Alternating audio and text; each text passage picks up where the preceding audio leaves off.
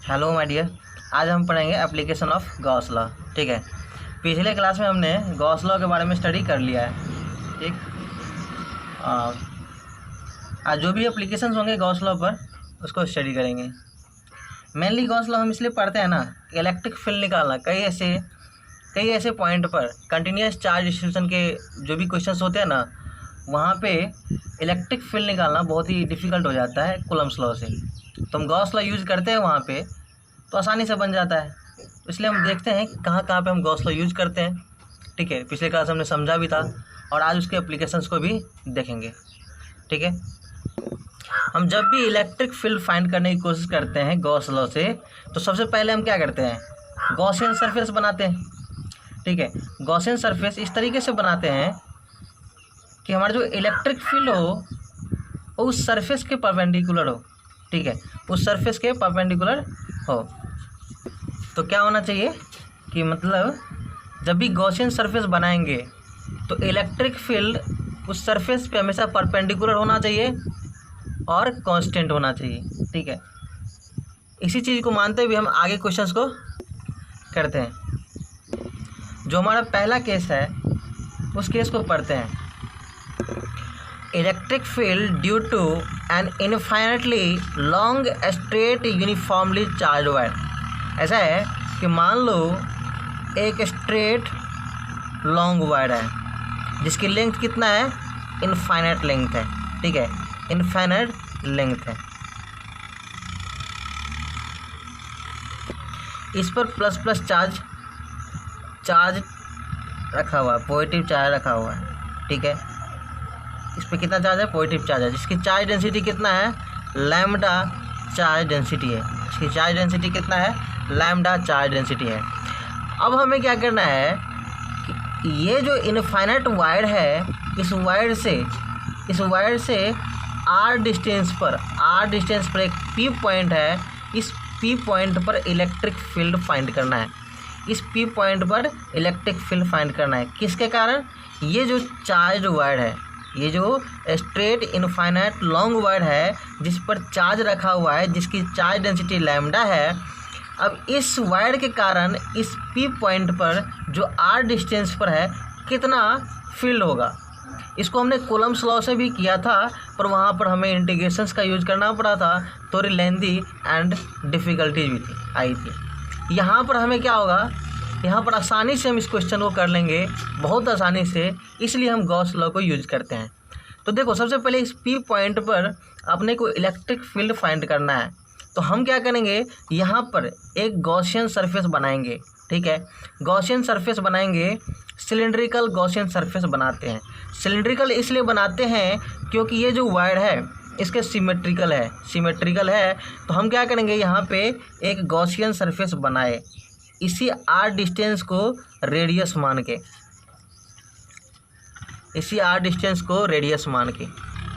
ये सिलेंडर अपने पास बन गया। इसी को बोलते हैं गॉसियन सरफेस। ये क्या है, अपना गॉसियन सरफेस है। ठीक है, इसी को बोलते हैं गॉसियन सरफेस। गॉसियन सरफेस क्यों बनाते हैं, क्योंकि हम चाहते हैं कि जो भी चार्जेज है वो इनक्लोज हो जाए। ठीक है, वो चार्जेज क्या हो जाए, इनक्लोज हो जाए। तो इसी चीज़ को हम देखते हुए क्या किया, हमने गॉसियन सरफेस बनाया।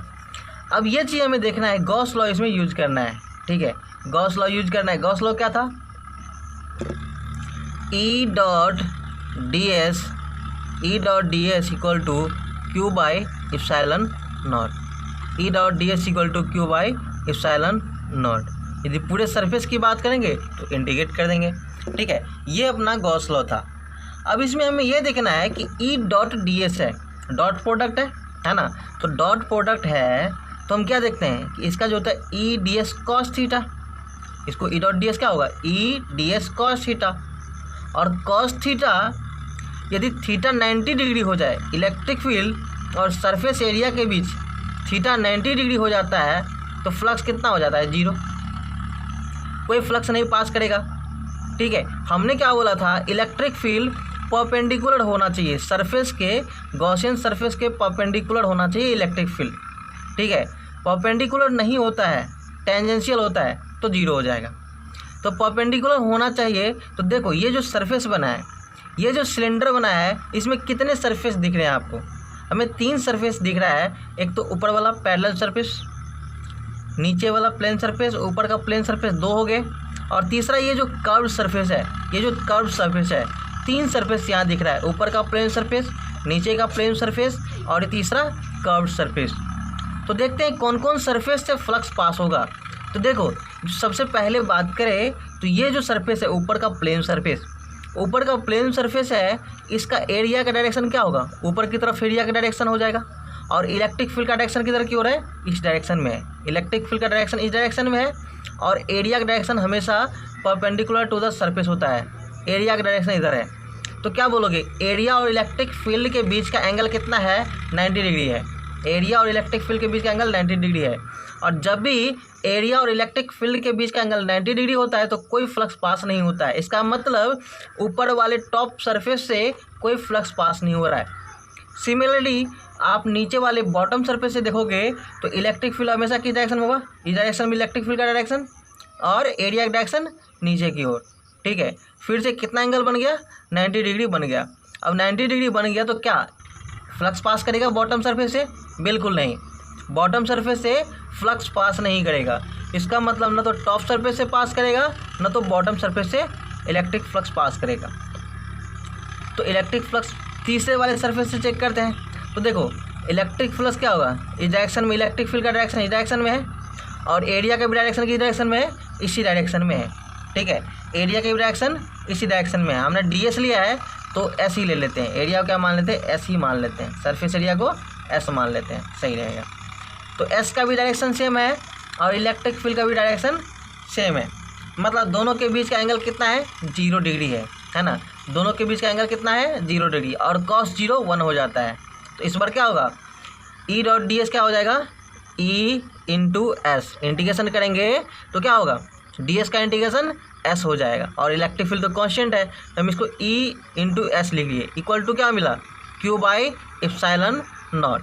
ठीक है, q बाई एप्सिलॉन नॉट, ये चीज़ मिल जाएगा। अब आपको ये चीज़ देखना है, क्या ये जो है ये q क्या होता है, ये q इनसाइड होता है। q इनसाइड मतलब इस क्लोज सरफेस के अंदर कितना चार्ज है, क्लोज सरफेस के अंदर कितना चार्ज है, इन चीज़ को हमें फाइंड करना है। क्या दे रखा है, क्या कितना चार्ज है, बिल्कुल नहीं दे रखा है। ठीक है, हमें ये चीज़ फाइंड करना होगा। ठीक है, तो कैसे फाइंड करेंगे, देखिए सपोज ये जो सिलेंडर हमने कंसीडर किया है, ये लेंथ, इसको हम L मान लेते हैं। ठीक है, ये लेंथ तो क्या मान लिया, L लेंथ मान लें। Suppose length of cylinder equal to L और रेडियस तो उसका पता ही है, रेडियस कितना है, R है। रेडियस क्या है, R है। जिस डिस्टेंस पे निकालना है उसी को हमने रेडियस मान के सिलेंडर बनाया है। ठीक है, तो रेडियस R है, इसकी लेंथ L है। तो यदि ये लेंथ L है तो यहाँ से लेके यहाँ तक जो वायर है, वायर का भी लेंथ क्या होगा, L ही होगा। मतलब लेंथ ऑफ द वायर कितना है, ये L है, जो कहाँ पे है, इस गॉसियन सरफेस के अंदर है। गॉसियन सरफेस के अंदर है तो चार्ज हमको कौन सा चाहिए, जो चार्जेज इस गॉसियन सरफेस के अंदर है वही चार्जेज चाहिए। गॉस लॉ में सिर्फ जो इनसाइड चार्जेज है उसी को कंसीडर करते हैं। तो इनसाइड चार्जेज कैसे होगा, तो हमें पता होना चाहिए कि लेंथ क्या है इस रड का, क्योंकि हमें पता होता है Q इक्वल टू होता है lambda into L। Q equal to lambda into L। यदि लैम्डा गिवन है, चार्ज डेंसिटी गिवन है, लीनियर चार्ज डेंसिटी गिवन है, तो Q equal to lambda into L पिछले क्लास में हमने पढ़ रखा है। ठीक है, इससे पहले पढ़ रखा है, Q equal to lambda into L है। इसका मतलब L हमें चाहिए था, इसलिए हमने क्या किया है, इस सिलेंडर का लेंथ जो है या हाइट बोलो, इसको हमने क्या कंसीडर कर लिया है, L मान लिया है। तो इनसाइड चार्जेज कितना हो गया, इसका चार्ज डेंसिटी लैम्डा और कितना लेंथ है, L लेंथ है। तो हम क्या बोल सकते हैं, Q इनसाइड इक्वल टू क्या मिला, lambda into L। Q inside equal to lambda into L। तो देखिए फ्रॉम गॉस लॉ क्या पढ़ा था, E dot S equal to Q inside by epsilon naught. तो ये अपने को इलेक्ट्रिक फील्ड ये, और सरफेस एरिया कितना होगा, सरफेस एरिया आप देखोगे तो सरफेस एरिया कितना हो जाएगा, तो सिलेंडर का सरफेस एरिया कितना होता है 2 pi R L, 2 pi R L, ठीक है। तो 2 पाई आर एल हम लिख लेंगे, 2 pi R L equal to Q inside कितना है निकाल लिया है, लैम्डा इंटू एल अपॉन में एप्सिलॉन नॉट। हमें इलेक्ट्रिक फील्ड फाइंड करना है, तो इलेक्ट्रिक फील्ड कितना फाइंड हुआ, लैम्डा एल अपॉन में 2 pi R L epsilon naught. L से एल कैंसिल हो गया, कितना बचा, ई इक्वल टू कितना बचा, लैम्डा अपॉन में 2 पाई आर एप्सिलॉन नॉट। ये हमें इलेक्ट्रिक फील्ड निकल के आया, ठीक है। लैम्डा अपॉन में 2 पाई आर एप्सिलॉन नॉट। यहाँ से आप देखोगे तो ये lambda constant, 2 pi epsilon naught constant, इसको लिख सकते हो कि is inversely proportional to R, लिख सकते हैं is inversely proportional to R, ये लिख सकते हैं। अब इसका यदि ई और ई आर के बीच ग्राफ बनाओगे तो कैसे बनेगा, देखिए इलेक्ट्रिक फील्ड और पोजीशन के बीच आप ग्राफ बनाओगे तो किस तरीके से बनेगा। ई और आर के बीच जो ग्राफ बनेगा ये बनेगा रेक्टेंगुलर हाइपरबोला, रेक्टेंगुलर हाइपरबोला।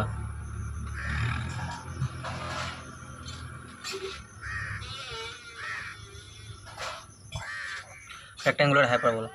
तो इस तरीके से हमने क्या देखा है, कुछ भी नहीं करना पड़ा, सीधा हमें एक गॉसियन सरफेस लिया और एरिया निकाला और ई डॉट एस करके Q inside by epsilon not निकाल के अपने को फटाफट आंसर निकल के आ गया, ठीक है। इलेक्ट्रिक फील्ड का वैल्यू कितना निकला, लैम्डा अपॉन में 2 पाई आर एप्सिलॉन नॉट, ठीक है, लैम्डा अपॉन में 2 पाई आर एप्सिलॉन नॉट निकल के आया। यदि हम इसी को कूलम्ब्स लॉ से करते तो हमें इंटीग्रेशन करना होता, एलिमेंट लेना पड़ता और बहुत लेंदी होती, ठीक है। तो इसी चीज़ को सॉल्व करने के लिए हम क्या करते हैं, गॉस लॉ का यूज कर लेते हैं, आसानी से क्वेश्चंस बन जाते हैं, ठीक है। अब अगला कॉन्सेप्ट देखते हैं, एक क्वेश्चन करते हैं। देखिए क्वेश्चन क्या है, an infinite line charge produces a field of 9 × 10⁴ Newton पर कूलम, ठीक है। इनफाइनाइट लाइन चार्ज है जो कि electric field at A distance of 2 centimetre पर 9 × 10⁴ न्यूटन पर कूलम देता है। तो linear charge density lambda find करना है, ठीक है। क्या क्वेश्चन देखें, इनफाइनाइट लाइन चार्ज है, इनफाइनाइट लाइन चार्ज है, ठीक है, इसकी चार्ज डेंसिटी लैम्डा है जो कि फाइंड आउट करना है। आर डिस्टेंस पर, जो कि डिस्टेंस दे रखा है 2 सेंटीमीटर, 2 सेंटीमीटर पर इलेक्ट्रिक फील्ड दे रखा है, कितना दे रखा है 9 × 10⁴ न्यूटन पर कूलम, ये चीज़ दे रखा है। ये लैम्डा चार्ज डेंसिटी होगा, वो चीज़ फाइंड करना है अपने को। मान लो चार्ज रखा है, लीनियर चार्ज रखा हुआ है यहाँ पे, ठीक है, और 2 सेंटीमीटर पर इलेक्ट्रिक फील्ड गिवन है 9 × 10⁴ न्यूटन पर कूलम, ठीक है। इलेक्ट्रिक फील्ड कितना गिवन है 9 × 10⁴ न्यूटन पर कूलम, ठीक है। आर की वैल्यू कितना दे रखा है 2 सेंटीमीटर, हम क्या करते हैं इसको मीटर में चेंज कर ले, कितना बनेगा 0.02 मीटर, ठीक है।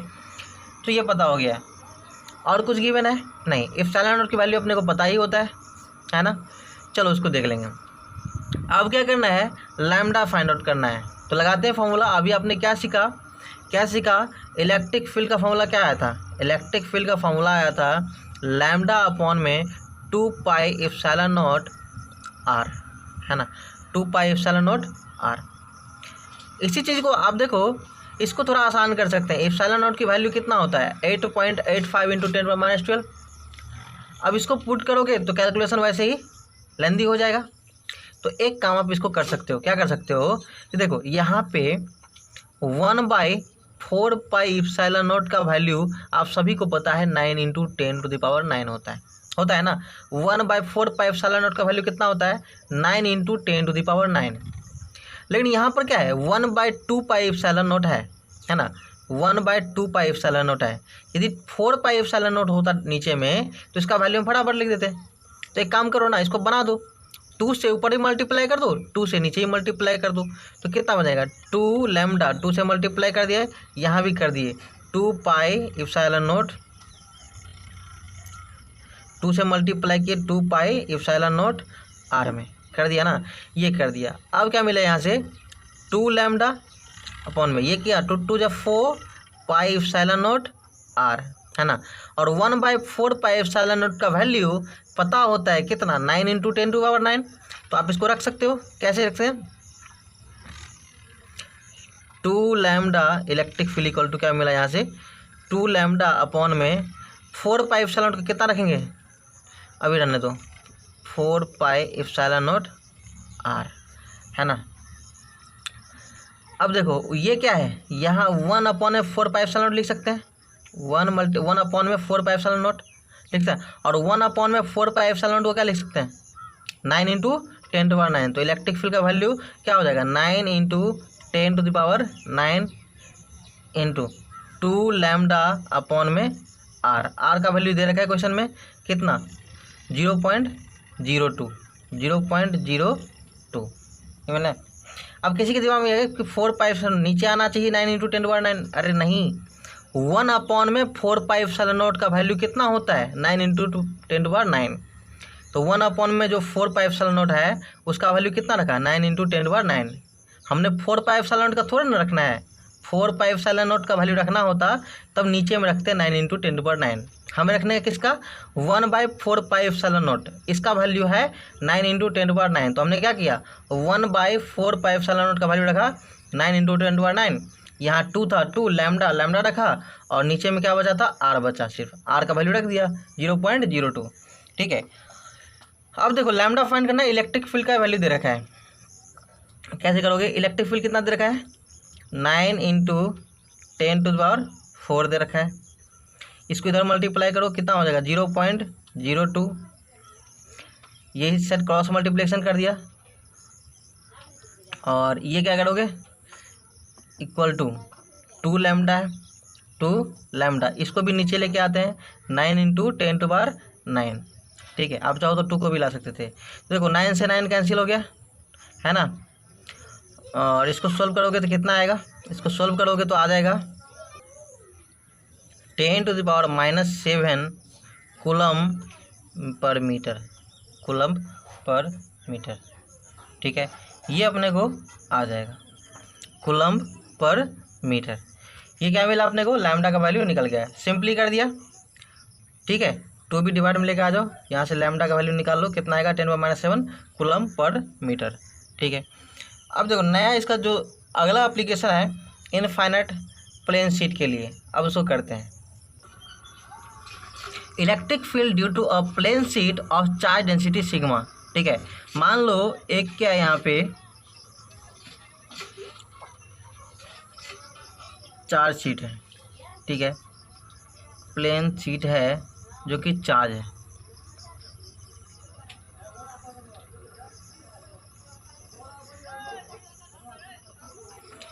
प्लेन शीट है जो चार्ज है।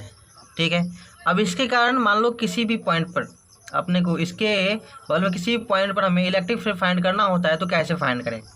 ठीक है, इसको भी करने के लिए हमें क्या करना, कूलम्स लॉ से यूज कर सकते हैं, लेकिन वहाँ फिर से हमें इंटीग्रेशन का सहारा लेना पड़ेगा और परेशान में हम लोग आ जाते हैं। ठीक है, थोड़ा डिफिकल्टी वहाँ पे आती है, पर कूलम्स लॉ लगाने से क्वेश्चन तो बनना ही है, पर गॉस लॉ लगाओगे तो और आसानी से क्वेश्चन बन जाता है। इसलिए हम इसको इस टाइप के क्वेश्चन में, कंटिन्यूस चार्ज डिस्ट्रीब्यूशन के क्वेश्चन में हम गॉस लॉ यूज करके सिंपल सा क्वेश्चन का फटाफट आंसर लेके आ जाते हैं।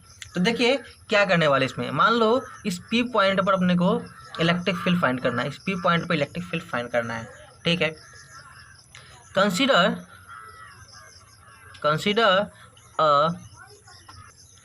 consider a flat thin sheet infinite in size with constant surface charge density that is sigma।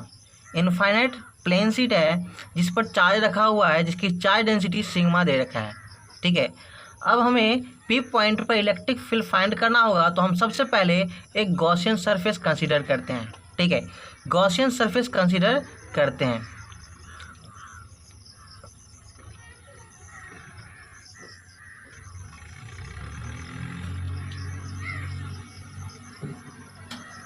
हमने गॉसियन सरफेस कंसीडर किया जिसमें इलेक्ट्रिक फील्ड क्या होगा, इलेक्ट्रिक फील्ड डायरेक्शन इधर की ओर होगी।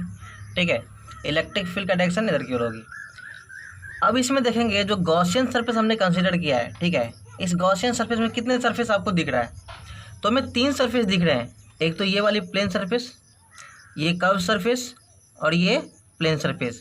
सिलेंड्रिकल गॉसियन सरफेस हमने कंसीडर किया है, तो सिलेंडर में 3 सरफेस होते ही है। एक ये वाली प्लेन सरफेस, दूसरा ये वाली प्लेन सरफेस और तीसरा ये कर्व सरफेस है ना। तो 3 सरफेस है, तीनों सरफेस से हम निकाल के देखते हैं कि इलेक्ट्रिक फ्लक्स कहाँ से पास होने वाले हैं। ठीक है, हमें पता है टेंजेंशियल से इलेक्ट्रिक फील्ड पास नहीं होती है, ऑलवेज सरफेस के परपेंडिकुलर इलेक्ट्रिक फील्ड पास होनी चाहिए, ऑलवेज सरफेस के परपेंडिकुलर इलेक्ट्रिक फील्ड पास होना चाहिए, तभी अपने को क्या मिलता है? इलेक्ट्रिक फ्लक्स मिलता है। ठीक है, तो इलेक्ट्रिक फ्लक्स देखते हैं कितना मिलता है यहाँ से। इलेक्ट्रिक फ्लक्स देखो ये चीज़ है, ये इलेक्ट्रिक फील्ड का डायरेक्शन इधर है और एरिया का भी डायरेक्शन इस डायरेक्शन में, एरिया का भी डायरेक्शन है ना। दोनों की डायरेक्शन एक ही डायरेक्शन है। जबकि इस वाले केस में देखोगे तो एरिया की डायरेक्शन क्या है? इधर की ओर, और इलेक्ट्रिक फील्ड का डायरेक्शन इधर की ओर है ना। तो कर्व सरफेस से तो कोई अपने को फ्लक्स नहीं मिलने जा रहा, ये कर्व वाली सरफेस से कोई फ्लक्स नहीं मिलने जा रहा, क्योंकि एरिया का सरफेस क्या होगा? इस तरह से परपेंडिकुलर होगा, परपेंडिकुलर टू द सरफेस, और इलेक्ट्रिक फील्ड तो ऑलवेज इसी डायरेक्शन में रहने वाले हैं, है ना। इलेक्ट्रिक फील्ड इस डायरेक्शन में और एरिया इस डायरेक्शन में है, तो फ्लक्स कुछ नहीं मिलने वाला है। इस वाले सरफेस से देखो एरिया इस डायरेक्शन में है ना, और इलेक्ट्रिक फील्ड भी डायरेक्शन में है, तो क्या मिलेगा यहाँ से? अपने को यहाँ भी फ्लक्स मिल जाएगा, क्योंकि इलेक्ट्रिक फील्ड और एरिया दोनों पैरेलल है, तो यहाँ से भी अपने को फ्लक्स मिल जाएगा। एंगल 0 डिग्री है और cos 0 1 होता है, इसलिए हम कह सकते हैं कि फ्लक्स यहाँ 0 नहीं, फ्लक्स E डॉट A हो जाएगा। सरफेस एरिया यदि S कंसीडर करते हो, SC कंसीडर करते हैं, तो क्या हो जाएगा? E डॉट S हो जाएगा, है ना, E डॉट S हो जाएगा। तो इस तरीके से हमने क्या देखा कि ये जो प्लेन सरफेस है और ये जो प्लेन सरफेस है, यहाँ से फ्लक्स तो पास हो रहा है, लेकिन जो कर्व सरफेस है, कर्व सरफेस से फ्लक्स नहीं पास हो रहा। रीजन क्या है कि सर इलेक्ट्रिक फील्ड और एरिया के बीच एंगल 90 डिग्री है, इलेक्ट्रिक फील्ड इस डायरेक्शन में और एरिया इस डायरेक्शन में। ठीक है, तो यहाँ से आप क्या बोल सकते हो? जैसे ये पेन है, ये क्या है? यहाँ से ये वाली प्लेन सरफेस है, ये प्लेन सरफेस है, ठीक है, और ये क्या है? कर्व सरफेस है। तो कर्व सरफेस क्या होगा? बाहर की ओर, हमेशा बाहर की ओर, बाहर की ओर, हर बाहर की ओर क्या होगा? इलेक्ट्रिक एरिया का डायरेक्शन होगा, और इलेक्ट्रिक फील्ड का डायरेक्शन क्या है? इस डायरेक्शन में। तो ऑलवेज क्या होगा? 90 डिग्री होगा एरिया से, और इलेक्ट्रिक फील्ड का एंगल कितना होगा? 90 डिग्री होगा। लेकिन इसका देखें तो इलेक्ट्रिक फील्ड का भी डायरेक्शन इस डायरेक्शन में और एरिया की भी डायरेक्शन इस डायरेक्शन में। तो इस तरीके से हम कह सकते हैं कि ये वाली जो फ्लक्स है इसी वाले एरिया से पास होंगे, ये कर्व सरफेस से फ्लक्स पास नहीं होने वाले हैं। ठीक है, तो इस केस में हम देखते हैं कि फ्लक्स कितना होगा। तो लगाओ यहाँ भी गॉस लॉ, गॉस लॉ लगाओ, क्या मिलेगा? E dot S equal to Q inside upon में एप्सिलॉन नॉट। ठीक है, इलेक्ट्रिक फील्ड फाइंड करना है अपने को, E और S कितना मिलेगा? तो देखो, एक तो ये सरफेस से फ्लक्स पास हो रहा है, एक ये सरफेस से फ्लक्स पास हो रहा है। इसका मतलब कितने सरफेस से पास हो रहा है? देखो, एक ये वाली सरफेस से फ्लक्स पास हो रहा है, एक ये वाली सरफेस से फ्लक्स पास हो रहा है ना। तो यदि इसका सरफेस एरिया S है, इसका सरफेस एरिया S है, तो 2 सरफेस एरिया से पास हो रहा है, तो हम इसका लिख सकते हैं 2S लिख सकते हैं, है ना। ठीक है, देखो ये वाली सरफेस का एरिया S है, ये वाली सरफेस का एरिया S है, तो कितने सरफेस एरिया से पास हो रहा है? हो रहा है ना, यहाँ पे 2 सरफेस एरिया, तो हमने क्या कर लिया? E into 2S। कोई चाहेगा कि E into S plus E into S, वही चीज़ आएगा 2ES। ठीक है, क्या कर सकते हो दोबारा कि सर यहाँ से फ्लक्स कितना पास हो रहा है? E into S। यहाँ से फ्लक्स कितना पास हो रहा है? E into S। तो दोनों नेट फ्लक्स कितना पास हो जाएगा? 2ES। अब कोई बोलेगा सर फ्लक्स की डायरेक्शन इधर है, इसकी में फ्लक्स की डायरेक्शन इधर है, तो सर ये तो कैंसिल आउट हो जाएगा। हम कहना चाहेंगे फ्लक्स क्या है? Scalar quantity. ठीक है, कैंसिल आउट कैसे हो जाएगा? वो तो ऐड होगा, डायरेक्शन थोड़ा ना होता है स्केलर क्वांटिटी में, फ्लक्स है ना, तो फ्लक्स इधर की ओर है, दूसरा फ्लक्स इधर की ओर है, तो नेट फ्लक्स कैसे आप 0 कर दोगे? ठीक है, फ्लक्स क्या है? स्केलर क्वांटिटी, तो दोनों ऐड हो जाएगा। तो हम क्या किए? E into 2S plus E into S plus E into S, 2ES लिखो। या फिर कोई चाहेगा तो इलेक्ट्रिक फील्ड E और 2 सरफेस एरिया से पास हो रहा है, तो कितना लिख सकते हैं? कितना लिख सकते हैं? यहाँ से हमने क्या किया? 2S लिख सकते हैं। इस तरीके से आप इसको लिख सकते हैं, दोनों तरीके से लिख सकते हैं। E into 2S equal to Q inside by epsilon naught. अब Q इनसाइड कितना होगा? तो देखो Q इनसाइड निकालने के लिए आपको क्या करना पड़ेगा? थोड़ा सा ध्यान दीजिए, अपने को चार्ज इनसाइड वाली चार्ज चाहिए, तो इनसाइड वाली चार्जेज में क्या होता है, अपने को क्यू का फॉर्मूला होता है sigma into area, sigma into area होता है ना, सिग्मा इंटू एरिया। इसका चार्ज डेंसिटी सिग्मा दे रखा है, क्यू इनसाइड चाहिए तो चार्ज डेंसिटी इसका सिग्मा दे रखा है। एरिया कौन सा लेंगे, तो देखो यही वाली एरिया पे ना, यही वाली एरिया पे क्या है, ये जो एरिया है इसी एरिया पे चार्ज रखा हुआ है ना, सिर्फ ये एरिया है जिस पे चार्ज रखा हुआ है, ठीक है। तो एरिया क्या है यहाँ पे, एस के बराबर हो जाएगा, होगा ना। अरे जो एरिया यहाँ का होगा वही एरिया यहाँ का होगा। तो एरिया क्या है यहाँ पे, क्या बोले थे कि जो भी चार्ज होगा वो इनसाइड चार्ज कंसीडर करते हैं। तो किस एरिया पर चार्ज है, सिर्फ एस वाले एरिया पे चार्ज है, ये वाली एरिया पे चार्ज है, जिसका एरिया कितना होगा, एस के बराबर आपने कंसीडर किया है या फिर माना है कि इसकी एरिया कितना है, एस है, ठीक है। तो हमने क्या किया, इसका एरिया एस, यहाँ पे 2s मत लेना, क्यों नहीं लेंगे, क्योंकि हम देख रहे हैं कि जो ये एरिया है ये एरिया सिर्फ लेना है। तो ये एरिया कितना मिलेगा, ये तो थीन शीट है ना, तो थीन शीट है तो थीन शीट में क्या होगा, यही वाली एरिया आएगा, सिर्फ एक एरिया आएगा, ये एरिया आएगा, तो हमने इसको क्या माना, एस माना। तो सिग्मा इंटू एस अपने को क्या मिला यहाँ से, क्यू इनसाइड मिला। तो क्यू इनसाइड का वैल्यू क्या रखेंगे, सिग्मा इंटू एस अपॉन में एप्सिलॉन नॉट। तो क्या मिला यहाँ से, देखो एस से एस कैंसिल हो जाएगा, एस से एस कैंसिल हो जाएगा, तो इलेक्ट्रिक फील्ड का क्या वैल्यू निकला, सिग्मा अपॉन में 2 एप्सिलॉन नॉट, ठीक है। इलेक्ट्रिक फील्ड का वैल्यू क्या निकला यहाँ से, सिग्मा अपॉन में 2 एप्सिलॉन नॉट का ये फॉर्मूला अपने को निकल के आया, ठीक। अब कंक्लूड करते हैं इनको कि देखो कभी भी अपने पास, कभी भी मान लो एक इनफाइनाइट चार्ज शीट है, इनफाइनाइट चार्ज शीट है, इनफाइनाइट चार्ज शीट है जिस पर चार्ज डेंसिटी दे रखा है कितना, सिग्मा चार्ज डेंसिटी दे रखा है, सिग्मा चार्ज डेंसिटी दे रखा है, और इसके पास में इलेक्ट्रिक फील्ड पूछेगा तो कितना हो जाएगा, सिग्मा अपॉन में 2 एप्सिलॉन नॉट। याद रखें इलेक्ट्रिक फील्ड कितना होगा, सिग्मा अपॉन में 2 एप्सिलॉन नॉट। ये डिस्टेंस पे डिपेंड कर रहा है क्या, आर पे डिपेंड कर रहा है क्या, नहीं ना, ठीक है, आर पे डिपेंड नहीं करता है, ठीक है, क्योंकि ये इनफाइनाइट शीट है, इनफाइनाइट शीट है और इनफाइनाइट शीट है, इसके बीच में क्या है, आर पे डिपेंड नहीं कर रहा है, सीधा सिग्मा अपॉन में 2 एप्सिलॉन नॉट है, सिग्मा पे डिपेंड कर रहा है। चार्ज डेंसिटी जितनी होगी उतनी ज़्यादा इलेक्ट्रिक फील्ड होगा, ठीक। तो यहाँ से हम कह सकते हैं कि सर ये आर पे डिपेंड नहीं करता, डिस्टेंस पे डिपेंड नहीं करता, इनफाइनाइट प्लेन शीट होगा तो सीधा उसका इलेक्ट्रिक फील्ड कितना हो जाएगा, सिग्मा अपॉन में 2 एप्सिलॉन नॉट, और इलेक्ट्रिक फील्ड डायरेक्शन इसका क्या होगा, इस डायरेक्शन में हो जाएगा, ठीक है, सिग्मा अपॉन में 2 एप्सिलॉन नॉट। आपसे पूछा जाता है कि इनफाइनाइट प्लेन शीट है तो आर डिस्टेंस पे कितना इलेक्ट्रिक फील्ड होगा, ठीक है, आर डिस्टेंस पे कितना इलेक्ट्रिक फील्ड होगा, तब क्या करोगे, सिग्मा अपॉन में 2 एप्सिलॉन नॉट बताओगे, ठीक है, सिग्मा अपॉन में 2 एप्सिलॉन नॉट। तो इसका यूज हम कैपेसिटर में भी करते हैं, क्योंकि दो पैरेलल प्लेट रखते हैं तो भी इनफाइनाइट शीट की तरह काम करता है, तो वहाँ पे इलेक्ट्रिक फील्ड हम इसी तरीके से फाइंड करते हैं, ठीक है। अगला जो चैप्टर पढ़ेंगे उसमें अपने को सीखने को मिलेगा, ठीक। एक इम्पोर्टेंट पॉइंट्स है जो अपने को अगले चैप्टर्स में यूज आएंगे, उसको डिस्कस कर ही लेते हैं, ठीक है। मान लो suppose 2 plane sheets having charge density plus sigma and minus sigma, ठीक है, एक प्लेट ये है, दूसरा प्लेट ये है, इस पर प्लस सिग्मा चार्ज डेंसिटी है, इस पे माइनस सिग्मा चार्ज डेंसिटी है, ठीक है, कुछ डिस्टेंस पे दोनों को रखा हुआ है, ठीक। अब आपसे मान लो इन दोनों के बीच, मान लो ए पॉइंट है, इन दोनों के बीच ए पॉइंट पर इलेक्ट्रिक फील्ड पूछेगा तो कितना होगा, एक प्लेट ये है, दूसरा प्लेट ये है, ठीक है, दोनों के बीच में इलेक्ट्रिक फील्ड कितना होगा ये पूछ सकता है। मान लो पहला जो प्लस सिग्मा इसके पीछे कितना इलेक्ट्रिक फील्ड है बी पॉइंट पर ये पूछ सकता है, और सी पॉइंट पर इलेक्ट्रिक फील्ड है कितना होगा ये पूछ सकता है। ये तीनों पॉइंट्स पर इलेक्ट्रिक फील्ड पूछता है तो आप क्या करोगे, तो देखो सिंपल सा, प्लस सिग्मा है, ये प्लस चार्ज डेंसिटी है, इस पर पॉजिटिव चार्ज यहाँ पे है, और इलेक्ट्रिक फील्ड क्या होगा, इलेक्ट्रिक फील्ड आपने अभी निकाला है कितना होता है, सिग्मा अपॉन में 2 एप्सिलॉन नॉट।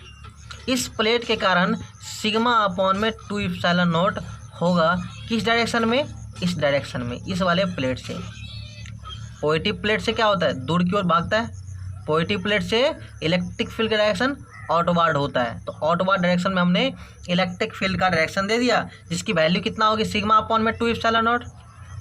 अब ये निगेटिव प्लेट्स है, निगेटिव प्लेट के कारण इसी ए पॉइंट पर इलेक्ट्रिक फील्ड कितना होगा, तो ये भी कितना होगा सर, सिग्मा अपॉन में 2 एप्सिलॉन नॉट ही होगा। इसकी चार्ज डेंसिटी कितना है, सिग्मा, ठीक है। तो चार्ज डेंसिटी सिग्मा है तो इलेक्ट्रिक फील्ड का मैग्नीट्यूड कितना होगा, सिग्मा अपॉन में 2 एप्सिलॉन नॉट। कोई पूछेगा माइनस सर लगा दूं, माइनस सिग्मा है, अरे नहीं, चार्ज डेंसिटी मैग्नीट्यूड पूछ रहा है तो अपने को मैग्नीट्यूड पूछेगा तो सिग्मा अपॉन में 2 एप्सिलॉन नॉट लिख देंगे, ठीक है। तो सिग्मा अपॉन में 2 एप्सिलॉन नॉट हो गया। इसके कारण भी कितना आया, सिग्मा अपॉन में 2 एप्सिलॉन नॉट। डायरेक्शन क्या है, डायरेक्शन सर यही डायरेक्शन होगा क्योंकि निगेटिव प्लेट्स है और निगेटिव प्लेट्स इनवर्ड की तरफ डायरेक्शन होता है। नेगेटिव चार्ज जब भी होता है इलेक्ट्रिक फील्ड उसके कारण क्या होता है, उनके तरफ होता है। तो इलेक्ट्रिक फील्ड नेगेटिव प्लेट के कारण इसी डायरेक्शन में होगा, अपने तरफ होगा। पॉजिटिव प्लेट से क्या होगा, दूर भागेगा, और निगेटिव प्लेट्स क्या होगा, अपने तरफ बुलाएगा, ठीक है। तो निगेटिव प्लेट्स के कारण इस ए पॉइंट्स पर अपने की तरफ इलेक्ट्रिक फील्ड होगा, और पॉजिटिव प्लेट्स है उसके कारण भी ए पॉइंट पे इस डायरेक्शन में ही होगा। तो आप क्या देख रहे हो, दोनों के कारण इलेक्ट्रिक फील्ड का मैग्नीट्यूड तो सिग्मा बाय 2 एप्सिलॉन नॉट होता है, और डायरेक्शंस भी क्या निकला यहाँ पे सर, सेम डायरेक्शन निकला है। और सेम डायरेक्शन में 2 वेक्टर क्वांटिटी होता है तो कैसे उसकी रिजल्टेंट निकालते हो, दोनों को ऐड कर दो, ठीक है, दोनों को ऐड कर दो।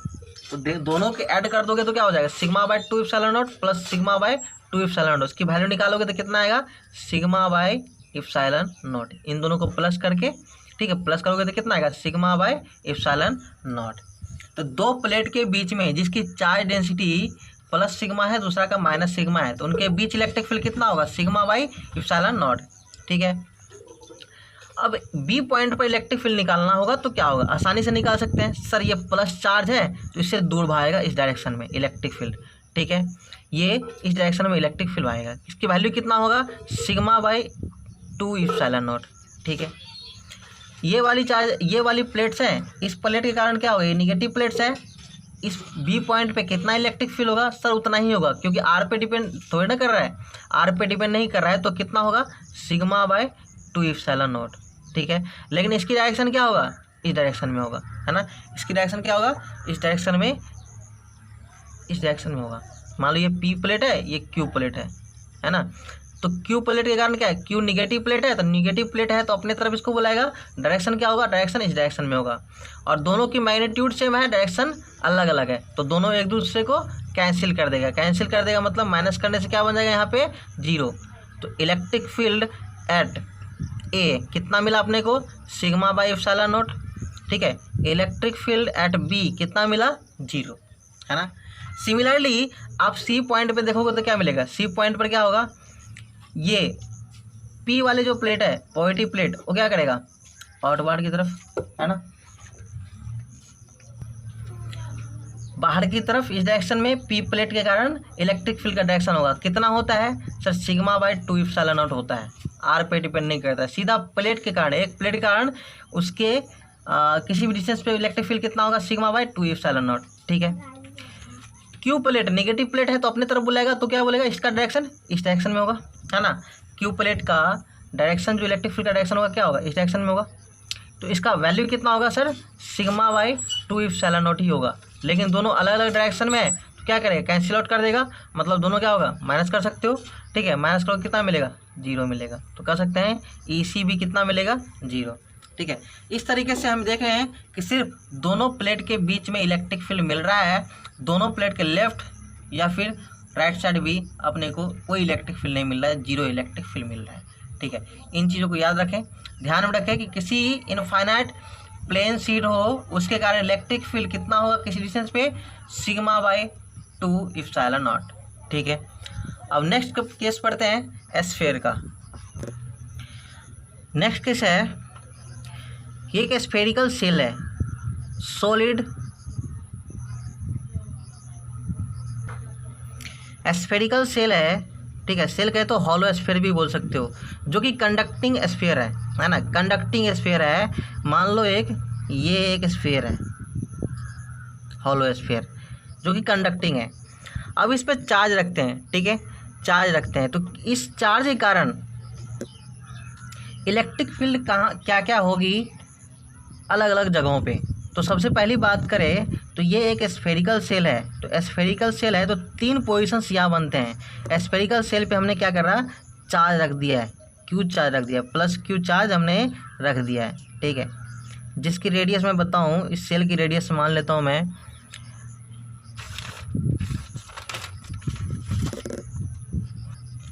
कैपिटल आर है, कैपिटल आर है। इस स्फेरिकल सेल का जो रेडियस है वो कैपिटल आर है, ठीक है। इस सेल पे कितना चार्ज रखा हुआ है, प्लस क्यू चार्ज हमने रख दिया है, प्लस क्यू चार्ज इस पर रख दिया, ठीक है। अब हम अलग अलग पोजीशंस पे कितना कितना इलेक्ट्रिक फील्ड है फाइंड करते हैं। तो पोजीशंस क्या क्या हो सकता है, तो देखो मैं पोजीशंस ये कहता हूँ कि इस स्फेरिकल सेल के अंदर किसी पॉइंट आर डिस्टेंस पे, मान लो स्फेरिकल सेल के अंदर ही आर डिस्टेंस पे कितना इलेक्ट्रिक फील्ड होगा, इस पी पॉइंट पे इलेक्ट्रिक फील्ड कितना होगा। दूसरा पोजीशन ये है कि ये जो सेल है इसकी सरफेस ये क्यू पॉइंट पे कितना इलेक्ट्रिक फील्ड होगा, ठीक है।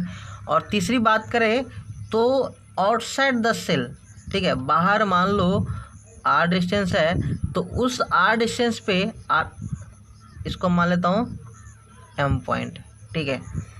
तो एम पॉइंट पे कितनी इलेक्ट्रिक फील्ड होगा हमें फाइंड करना है। ये तीनों पोजीशंस पे इलेक्ट्रिक फील्ड फाइंड करना है। कैसे फाइंड करेंगे, तो फाइंड करते हैं गॉस लॉ के हेल्प से, ठीक है। क्या बताया इसमें कि मान लो एक स्फेरिकल सेल है, हॉलो स्फीयर समझ सकते हो आप, जो कि कंडक्टिंग स्फीयर है। कंडक्टिंग स्फीयर में क्या होता है, जो भी चार्ज आप दोगे सारे के सारे स्फीयर के आउटसाइड जो भी सरफेस होते हैं उस सरफेस पे आ जाते हैं। जब भी आप चार्ज दोगे तो कहाँ आ जाते हैं, इसके सरफेस पे चार्ज आ जाते हैं, है ना। तो सरफेस पे चार्ज आ जाएंगे, है ना। जब भी आप इस स्फेरिकल सेल है उस पर चार्ज दोगे तो सारे के सारे चार्ज कहाँ आ जाएंगे, सरफेस पे आ जाएंगे, ठीक है। सरफेस पे सारे के सारे चार्ज आ जाएंगे। अब आपको फाइंड करना है इलेक्ट्रिक फील्ड इस सेल के अंदर, यदि आर डिस्टेंस पे इलेक्ट्रिक फील्ड फाइंड करना है जो कि सेल के अंदर है। दूसरा पोजीशन है सेल के सरफेस पे, ठीक है, इस सरफेस पे क्यू पॉइंट पे कितना होगा इलेक्ट्रिक फील्ड। तीसरा पोजीशन है कि outside the shell, M point हमने माना है, तो एम पॉइंट पे इलेक्ट्रिक फील्ड क्या होगा। इन तीनों पॉइंट पे हम इलेक्ट्रिक फील्ड फाइंड करेंगे गॉस लॉ के हेल्प से। तो आइए सबसे पहला पोजीशन जो इनसाइड द सेल है उसको फाइंड करें। At an internal point P, इस पी पॉइंट पे हम क्या चाहते हैं, इलेक्ट्रिक फील्ड फाइंड करना। तो सबसे पहले आप क्या करोगे, गॉसियन सरफेस बनाओगे, किसको रेडियस मान के, इसी स्मॉल आर को रेडियस मान के, ठीक है। ये स्मॉल आर है, इस स्मॉल आर को रेडियस मान के क्या करोगे, एक गॉसियन सरफेस आप बनाओगे। तो देखो मैंने एक गॉसियन सरफेस बना दिया, ठीक है। गॉसियन सरफेस बना दिया जिसका रेडियस कितना है, आर है। तो ये गॉसियन सरफेस है ना। हम क्या करेंगे, गॉसियन सरफेस से कितना फ्लक्स पास हो रहा है उसको निकालेंगे। Draw a Gaussian surface, Gaussian surface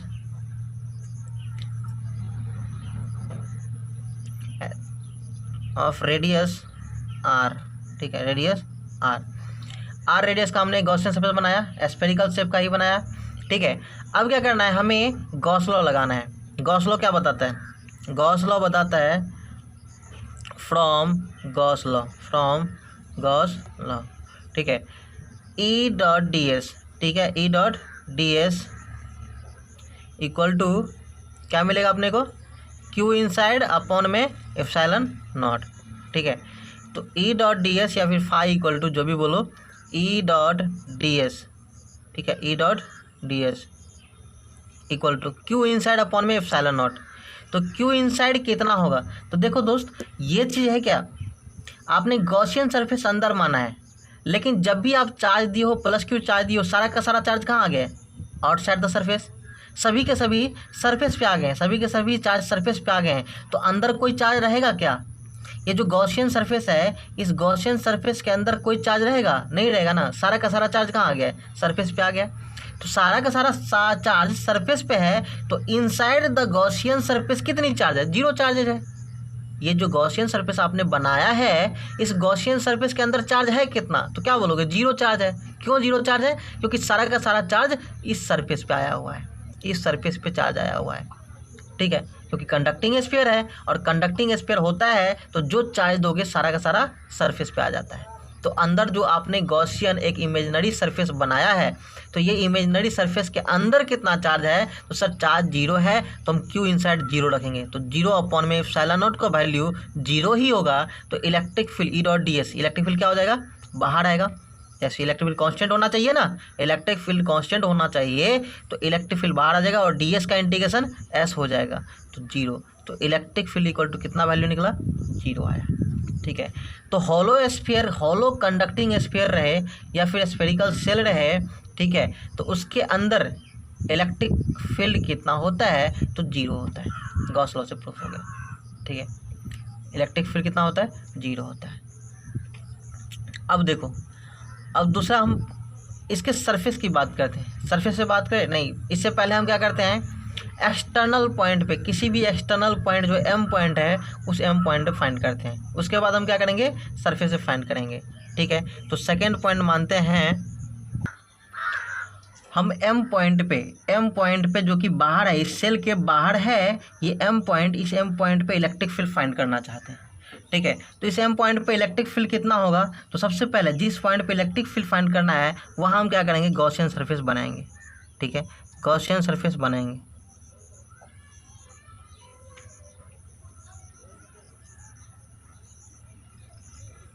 Gaussian surface हमने बना लिया, जिसका रेडियस क्या माना हमने, स्मॉल आर मान लिया। ठीक है, स्मॉल आर हमने रेडियस मान लिया। तो अब देखो यहाँ पर गॉस लॉ लगाएंगे। गॉस लॉ लगाएंगे तो क्या बनेगा, ई डॉट डी एस, या फिर ई डॉट डी एस की बात करें तो ई डॉट एस लिख लेते हैं, क्योंकि डी एस का इंटीग्रेशन क्या हो जाएगा, एस हो जाएगा, सरफेस एरिया। और इलेक्ट्रिक फील्ड तो आपको पता है कांस्टेंट होना चाहिए, इलेक्ट्रिक फील्ड क्या होना चाहिए, कांस्टेंट होना चाहिए, है ना। हम शुरुआत में पढ़ रहे थे कि गॉस लॉ लगाएंगे, वहाँ पर क्या होना, सरफेस पे हर पॉइंट पे इलेक्ट्रिक फील्ड क्या होना चाहिए, कांस्टेंट होना चाहिए। तो इलेक्ट्रिक फील्ड कांस्टेंट है, उसको बाहर कर लिया, और डीएस का इंटीग्रेशन क्या बन जाएगा, यहाँ पे डीएस का इंटीग्रेशन एस हो जाएगा। डीएस का इंटीग्रेशन क्या हो जाएगा, एस। इलेक्ट्रिक फील्ड को तो बाहर कर लिया और डीएस का इंटीग्रेशन एस हो जाएगा। तो E dot S equal to क्या बनेगा, क्यू इनसाइड अपॉन में एप्सिलॉन नॉट। और क्यू इनसाइड कितना होगा, क्यू इनसाइड कितना होगा, सर इस वाले सरफेस के अंदर ही तो सारा का सारा चार्ज है। मान लो आपने चार्ज इस पर क्यू दिया था, तो सारे के सारे इस स्फीयर पे आ गया। ये जो सेल है, इस सेल है या हॉलो स्फीयर है, जो भी चार्ज आपने दिया तो सारा का सारा चार्ज क्या होगा, इसके स्फीयर पे। और ये जो सरफेस है, ये सरफेस बाहर वाले सरफेस के तो अंदर ही है ना। ये गॉसियन सरफेस हमने जो कंसीडर किया है बाहर वाला, ठीक है, स्मॉल आर मान के, स्मॉल और रेडियस मान के जो हमने एक सरफेस बनाया है गॉसियन सरफेस, उस सरफेस के अंदर ही तो सारा का सारा चार्ज है, जो भी चार्ज आपने दिया है। ठीक है, इसका मतलब जो भी चार्ज क्यू दिया है वो सारा का सारा क्यू इनसाइड हो जाएगा। तो क्यू इनसाइड वो क्या लिखेंगे, क्यू लिखेंगे अपॉन में एप्सिलॉन नॉट। ठीक है, E dot S. Surface area कितना होगा, सरफेस एरिया कितना, सरफेस एरिया किसका लेते हैं सर, जिस गॉसियन सरफेस का लेंगे। ठीक, गॉसियन सरफेस का हम सरफेस एरिया लेंगे। तो ये जो गॉसियन सरफेस जो है, इसका सरफेस एरिया क्या होगा, तो सर ये गॉसियन सरफेस एक स्फीयर है, स्फीयर स्मॉल आर रेडियस का, तो स्मॉल आर रेडियस का एक स्फीयर है, उस स्फीयर का जो सरफेस एरिया होता है 4 पाई आर स्क्वायर होता है। ठीक है, 4 पाई आर स्क्वायर होता है। तो हम इसको क्या लिखेंगे, 4 पाई आर स्क्वायर हमने लिखा। तो इलेक्ट्रिक फील्ड का वैल्यू कितना निकला, यहाँ से इलेक्ट्रिक फील्ड का वैल्यू निकला क्यू अपॉन में ये 4 पाई आर स्क्वायर नीचे आ जाएगा। ठीक है, 4 पाई आर स्क्वायर ये नीचे आ जाएगा। ठीक है, 4 पाई आर स्क्वायर नीचे आ जाएगा तो क्या होगा, 4 पाई आर स्क्वायर और एप्सिलॉन नॉट। ठीक है, तो ये इलेक्ट्रिक फील्ड अपने को आउटसाइड द स्फीयर निकला। ठीक है, अब सरफेस पे क्या होगा, एट सरफेस। ठीक है, एट सरफेस क्या होगा, तो देखो सरफेस कितने रेडियस का है, कैपिटल आर का है। तो इसी वाले फॉर्मूला में जो कैपिटल आर है, ठीक है, हम इसी पे क्या करेंगे, इसी पे गॉसियन सरफेस बनाएंगे। इसी पे हम गॉसियन सरफेस बनाएंगे और गॉसियन सरफेस का रेडियस क्या होगा, आर होगा। तो यहाँ से आप निकालोगे तो E into 4 pi R square equal to Q inside upon में एप्सिलॉन नॉट। तो इलेक्ट्रिक फील्ड का वैल्यू कितना आ जाएगा, क्यू अपॉन में 4 pi capital R square epsilon naught. ठीक है, ये इलेक्ट्रिक फील्ड का वैल्यू निकल के आ जाएगा। ठीक है, क्यों यहाँ पे, क्योंकि सर गॉसियन सरफेस हम इसी को मानेंगे, सरफेस पे ही चाहिए ना, सरफेस पे चाहिए तो सरफेस को ही हम गॉसियन सरफेस मानेंगे। और गॉसियन सरफेस के अंदर ही तो सारा का सारा चार्ज मिल जाएगा, क्यू जो चार्ज है। तो क्यू अपने को क्यू इनसाइड क्यू मिल गया, और रेडियस कितना मिला गॉसियन सरफेस का, कैपिटल आर मिला। तो 4 pi R square equal to Q by epsilon naught. तो इलेक्ट्रिक फील्ड का वैल्यू कितना निकला, क्यू अपॉन में 4 pi R square epsilon naught. ठीक है, यहाँ तक हमने देख लिया। हम इसकी ई आर ग्राफ की बात करेंगे तो क्या मिलेगा अपने को, देखो ये जो था अपने को, ये जो स्फीयर है, स्फीयर में यहाँ पर इसके बीच का इलेक्ट्रिक फील्ड क्या जीरो था, सेल के अंदर इलेक्ट्रिक फील्ड जीरो था, सेल के अंदर रेडियस आर है, मान लो रेडियस आर से जो भी पहले डिस्टेंस था, ये डिस्टेंस ये डिस्टेंस ये डिस्टेंस या सेंटर पे हर जगह इलेक्ट्रिक फील्ड जीरो था।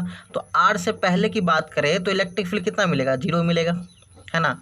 मैक्सिमम किस पे मिलता था इलेक्ट्रिक फील्ड, मैक्सिमम मिलता था आर डिस्टेंस पे, ठीक है, आर डिस्टेंस पे मैक्सिमम मिलेगा, आर डिस्टेंस पे मैक्सिमम मिलेगा, कितना मिलता था अभी निकाले थे 1/4πε0 Q/r², ठीक है। इसको आप सिग्मा बाई एप्सिलॉन नॉट भी लिख सकते हैं। कैसे, सिग्मा क्या होता है क्यू अपॉन में एरिया, तो क्यू अपॉन में 4πr², ये एरिया हो गया, एप्सिलॉन नॉट बचा, तो सिग्मा बाई एप्सिलॉन नॉट भी इसको लिख सकते हैं।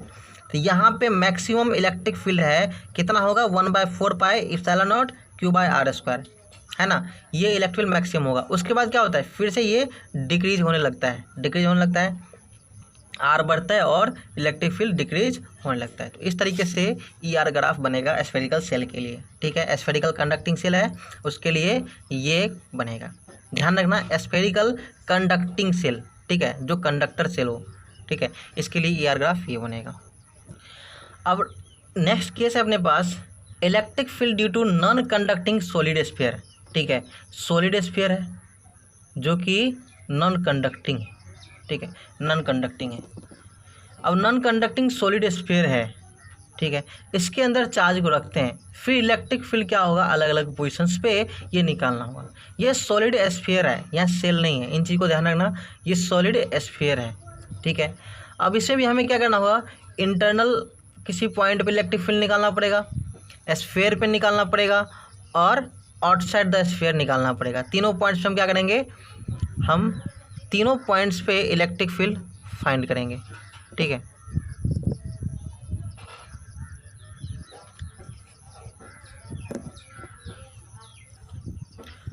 तो ये पहला जो केस है इंटरनल पॉइंट पे फाइंड करेंगे, क्या क्या, suppose a positive charge Q is uniformly distributed through out the volume of a non conducting solid sphere of radius r।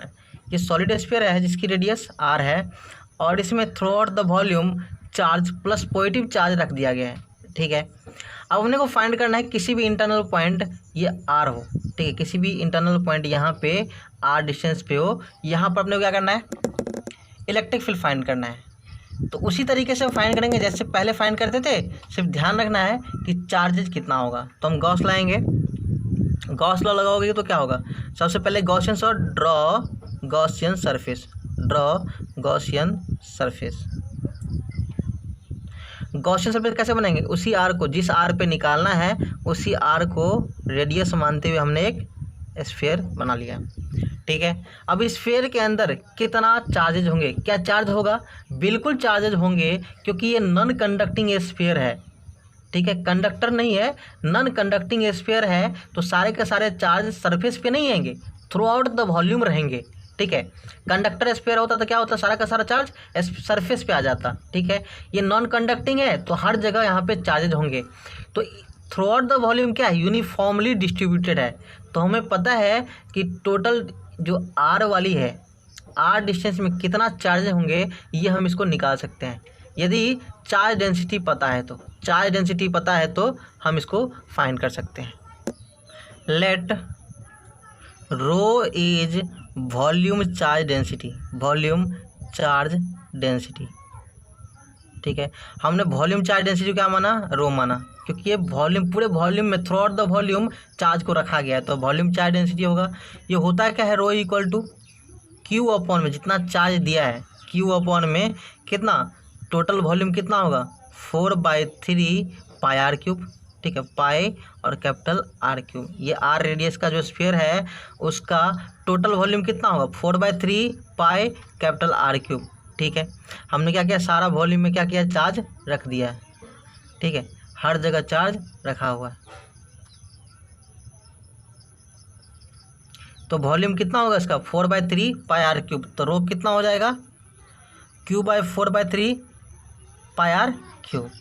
तो देखो हमें इनसाइड द चार्जेस निकालना है, ये वाली रेडियस में निकालना है, छोटे वाले स्मॉल आर है उसके रेडियस वाले स्फीयर जो गॉसियन सरफेस बनाया है उसके अंदर चार्ज निकालना है। तो कैसे निकालते हो, Q inside equal to rho into volume, छोटा वाला वॉल्यूम कितना है सर छोटा वाला वॉल्यूम निकलेगा यहाँ से, वॉल्यूम लिख लेता हूँ पहले, रो इंटू वॉल्यूम, इसको निकालोगे तो रो इंटू वॉल्यूम कितना 4/3 pi small R cube, 4/3 pi small R cube.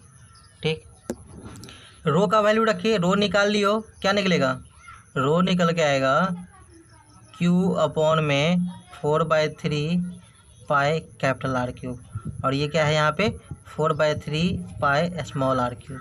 तो देखोगे यहाँ से rho into 4/3 pi are cube निकल के आया क्यू इनसाइड, तो हमने रो का वैल्यू रखा Q/4/3 पाई आर क्यूब, यहाँ से Q/4/3 पाई आर क्यूब, 4/3 से 4/3 कैंसिल, पाई से पाई कैंसिल, क्या बचा यहाँ से क्यू आर क्यूब अपॉन में कैपिटल आर क्यूब, ये क्यू इनसाइड निकला, क्यू आर क्यूब अपॉन में कैपिटल आर क्यूब। ठीक है, अब लगाओ Gauss law, using Gauss law, using Gauss law क्या बन के आएगा sir, E dot S equal to कितना निकलता है, E dot S equal to Q inside upon में एप्सिलॉन नॉट, क्यू इनसाइड कितना निकला है क्यू आर क्यूब अपॉन में आर क्यूब निकला है। ठीक है, ये चीज़ निकला है। अब इसको तुम सोल्व करो, ई तो और सरफेस एरिया कितना होगा, तो सरफेस एरिया हम किसका लेते हैं, गॉसियन सरफेस का, गॉसियन सरफेस का सरफेस एरिया लेना है, तो गॉसियन सरफेस का सरफेस एरिया कितना होता है 4 पाई स्मॉल आर वाला स्फीयर है, स्मॉल आर वाला स्फीयर है तो कितना आएगा E into 4 pi R square. ठीक है, equal to Q R cube by R cube. ठीक है, आर स्क्वायर से यहाँ पावर 2 है, पावर 3 है, तो ये कैंसिल हो जाएगा, तो ई इक्वल टू कितना आया क्यू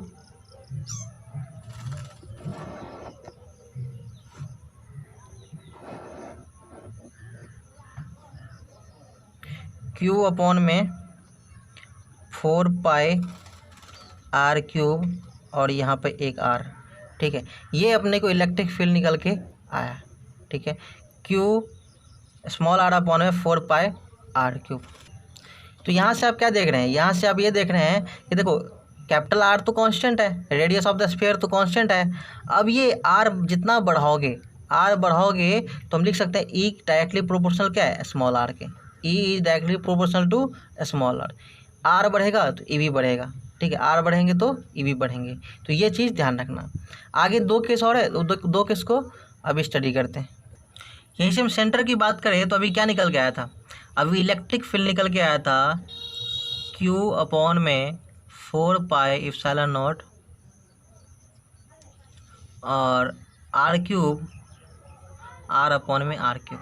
ठीक है, at centre R equal to 0 होता है, at centre R equal to 0। देखो यहाँ पे हमने क्या लिया था, यहाँ से तो आर लिया था स्मॉल आर, और सेंटर पे क्या होगा स्मॉल आर 0 हो जाएगा, और स्मॉल आर 0 हो जाएगा तो यदि 0 रखते हो तो इलेक्ट्रिक फील्ड कितना मिलेगा 0 मिल जाएगा।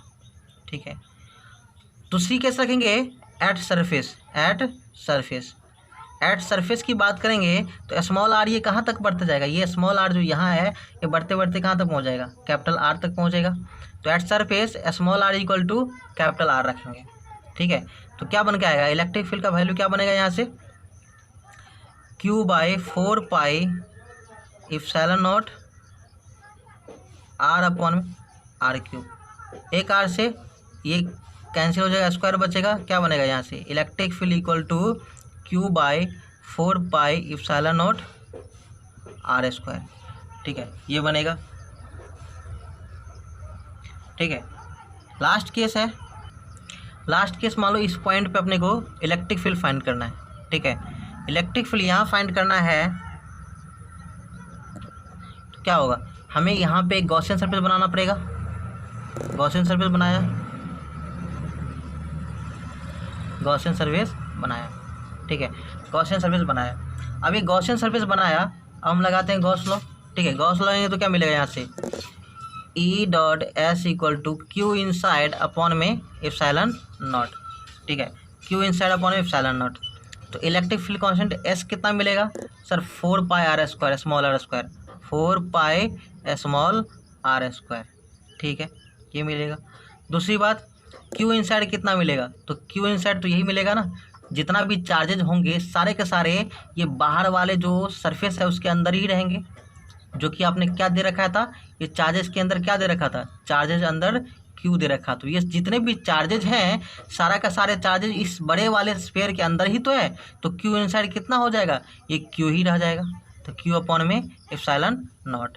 तो इलेक्ट्रिक फील्ड का वैल्यू क्या निकल के आ जाएगा, Q by 4πr² epsilon naught. ठीक है, ये निकल के आ जाएगा। हम ई वर्सेस आर ग्राफ देखेंगे सॉलिड नॉन कंडक्टिंग सेल का, तो क्या मिलेगा यहाँ पे, देखो ई वर्सेस आर ग्राफ में हमने देखा था कि यहाँ पे सेंटर पे क्या था, सेंटर पे जीरो था, सेंटर पे जीरो था, और जैसे ही सेंटर से बढ़े आगे की ओर बढ़ रहे थे, सेंटर से आगे की ओर बढ़ रहे थे, तो हमें क्या मिल रहा था, E directly proportional to R मिल रहा था, E directly proportional to R मिल रहा था, तो हमने डायरेक्टली प्रोपोर्शनल टू आर कर दिया। ई बढ़े आर बढ़ेगा तो ई भी बढ़ रहा है। और मैक्सिमम कितना मिला था, सरफेस पे मिला था, मैक्सिमम कहाँ मिला था, सरफेस पे मिला था। कितनी मिली थी, 1/4πε0 Q by capital R square. ठीक है, Q by capital R square यहाँ। फिर उसके बाद क्या बोला, इनवर्सली प्रोपोर्शनल आ गया। ठीक है, उसके बाद हमें क्या मिला यहाँ से, ई आउटसाइड की बात करें तो आउटसाइड क्या मिला था, E inversely proportional to R square मिला। ठीक है, E inversely proportional to R square. तो कैसे यहाँ ग्राफ कैसा बन जाएगा, ग्राफ बन जाएगा अपने को इस तरीके से ग्राफ बन जाएगा। ठीक है, तो ये क्या मिला यहाँ से, E inversely proportional to R square. तो E versus R graph solid non conducting shell में इस तरह से बनेगा। और आपको बताया था जो कंडक्टिंग सेल होता है, कंडक्टिंग स्फीयर है, सॉरी कंडक्टिंग स्फीयर, ठीक है, सॉलिड कंडक्टिंग स्फीयर है, तो इसमें इस तरीके से बनेगा। ठीक है, जो कंडक्टिंग सेल था उसका भी हमने बनाया था। ठीक है, दोनों में आप डिफरेंस देखिए। तो इस तरीके से गॉस लॉ खत्म होता है, ये चैप्टर्स खत्म होता है, क्वेश्चंस बाकी रहते हैं। ठीक है, हम क्वेश्चंस आप लोग कीजिए, और जो भी क्वेश्चंस होंगे वो आप लोग डिस्कस कर सकते हैं। क्वेश्चंस आप कमेंट करके भी भेज सकते हैं और पूछ सकते हैं जो भी पूछना होगा। ठीक है, इसी के साथ ये चैप्टर्स फिनिश होता है। नेक्स्ट चैप्टर स्टार्ट करेंगे, उससे पहले हम और भी क्वेश्चंस कुछ डिस्कस करेंगे। ठीक है, थैंक यू वेरी मच।